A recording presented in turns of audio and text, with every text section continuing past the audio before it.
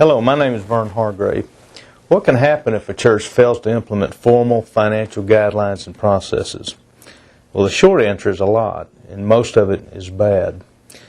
In general, the absence of a comprehensive plan can lead to a lack of leadership in the church, lack of integrity in some cases, definitely a lack of accountability. It can result in confusion among the congregation, and it can also lead to inconsistency in behavior and in reporting, and all this rolled up together can result in poor decisions being made by the church.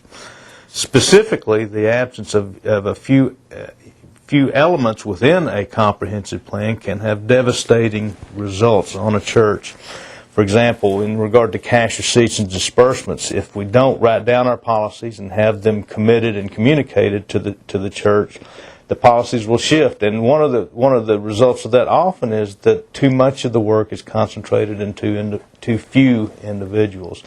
It's not uncommon to go to a church and find that one individual has complete control of the cash receipts and disbursements processes, which by definition is a lack of accountability.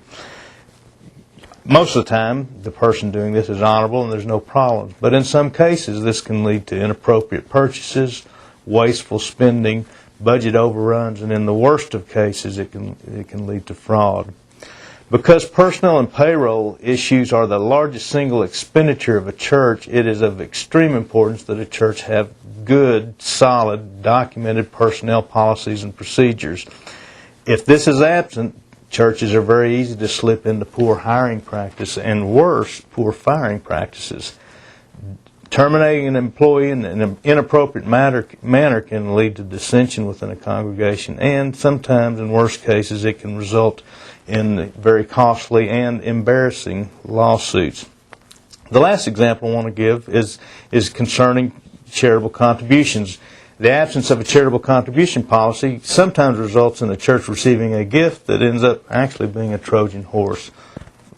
The most common example is gift of real estate, which churches gleefully accept, thinking they've gotten something of extreme value, only to learn that a gas station once occupied the location, and they now have a large environmental liability cleanup in front of them.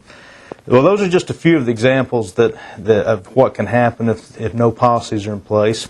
I assure you there are many more.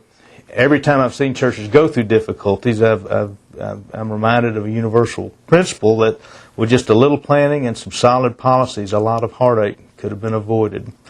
A strong thing to remember as you write a policy or as you develop policies is that the goal of financial guidelines is to anticipate problems long before they become problems.